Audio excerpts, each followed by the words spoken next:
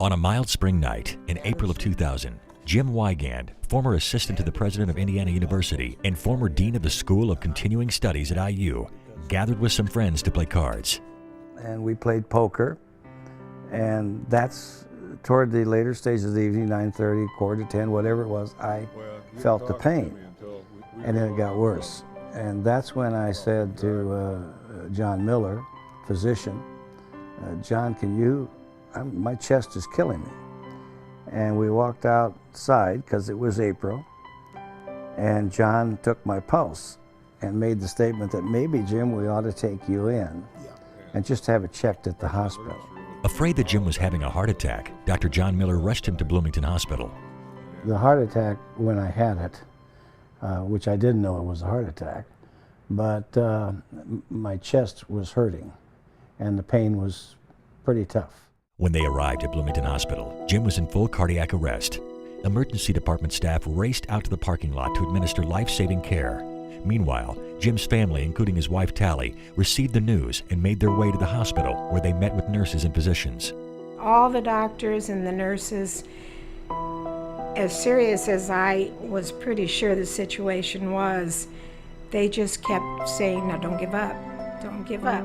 The next few hours and even days were crucial for Jim. The family waited for news and did their best to cope. They were able to return to the comfort of their own home in the evenings, which made all the difference.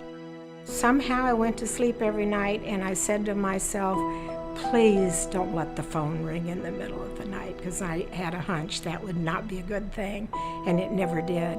And just to be able every night to leave the hospital and come back to your own home and climb into your own bed and not have to think about driving up day after day to Indianapolis or having to stay up there for that length of time.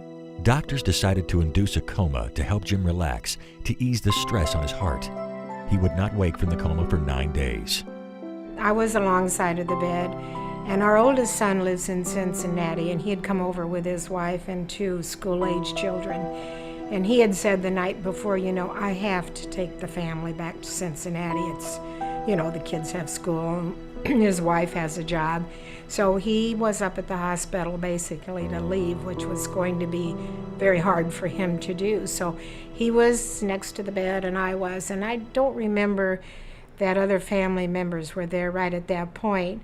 And all of a sudden, Jim opened his eyes. And it was a happy scene, but I tell you, we lost it. It just was unbelievable to think that he might wake up and survive this ordeal. I think the most helpful thing for the family and for me is that when he really came to and started to start his life anew, he was the same person. As Jim began to recover, he entered cardiac rehab at Bloomington Hospital's Regional Heart and Vascular Institute. It's treadmill, it's walking, it's bicycle. They have just a fantastic staff, people who know what they're doing. Then, in November of 2003, Jim started showing signs of congestive heart failure. He met with cardiologist Dr. John Strobel, a member of the Bloomington Hospital medical staff. When I first met Jim, he'd already had a relatively long history of heart problems at that point. He'd had bypass surgery and had a pretty complicated course, but had recovered and was doing well. And when I met him, he had had symptoms of heart failure. His heart was weak and he was at risk for sudden death, and so that led to the initial consultation with me.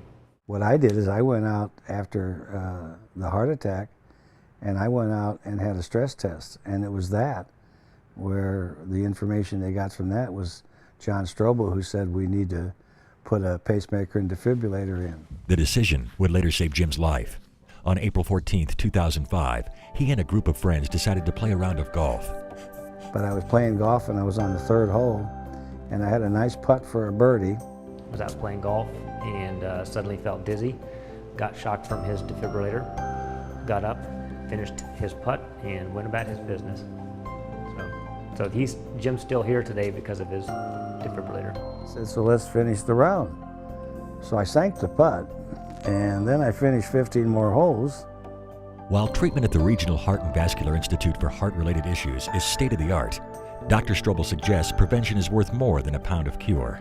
It's a lot better to make sure that your blood pressure is under control, make sure that your cholesterol is lowered with medications or diet, make sure that your weight is at a good range, that your diabetes is under control, that you're eating healthy. So prevention really is the key. And I think even cardiologists who see patients who've already developed a problem understand that it's better not to develop a problem than to treat it once the problem has developed. Today, Jim and Tally lead a normal life while trying to stay active and busy. The experience over the past few years has given Jim a different perspective on life. I've seen people retire with the idea they're going to stop doing anything. I guess I'm not built that way. I would rather have projects and keep busy and do things.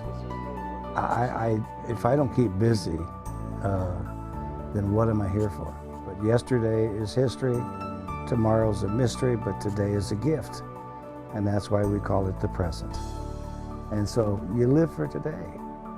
You don't know what tomorrow is. Bloomington Hospital, advancing medicine, enhancing health.